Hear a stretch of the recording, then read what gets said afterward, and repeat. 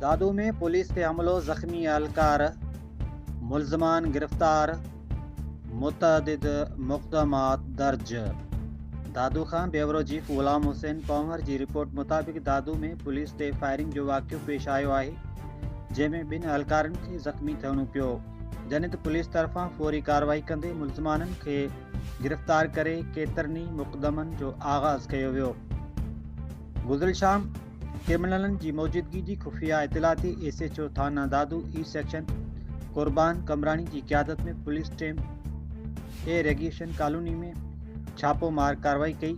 उन दौरान मुसल्ह मुल्ज़मान पुलिस के ॾिसी फायरिंग कई, जंहिंमें ASI शमसुल हक़ कुरैशी ऐं कांस्टेबल शफ़ीक़ अहमद लुंड ज़ख़्मी थी पिया, जॾहिं त मुल्ज़मान फायरिंग कंदे जॻह तां फ़रार थी विया।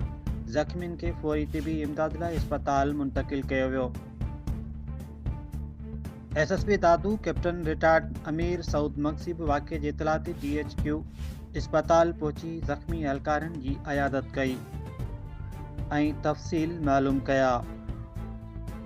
SSP चयो त पुलिस एहलकारनि बहादुरी सां कम सर अंजाम ॾिनो ऐं अमन दुश्मन अनासिर खे हरगिज़ माफ़ न कयो वेंदो।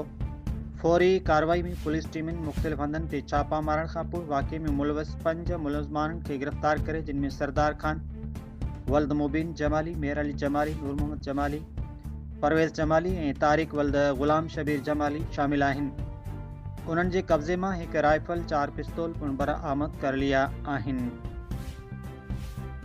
वाक़िए जे सिलसिले में दादू A सेक्शन थाणे जे 9 मुल्ज़िम समेत 15 माण्हुनि ख़िलाफ़ मुख़्तलिफ़ दफ़न ऐं दहशतगर्दी एक्ट ATA तहत मुक़दमात दर्ज कया विया, जॾहिं त गिरफ़्तार मुल्ज़मान जे ख़िलाफ़ असला एक्ट तहत वधीक 5 मुक़दमात दर्ज कया विया आहिनि। पुलिस वधीक तफ़्तीश जारी रखंदे ॿिनि मुलविस मुल्ज़माननि जी गिरफ़्तारी लाइ छापा मार कार्रवाइयूं जारी रखी वेठी आहे। रिपोर्ट करियो आहे Ghulam Hussain Panwar, social media centre Sindh.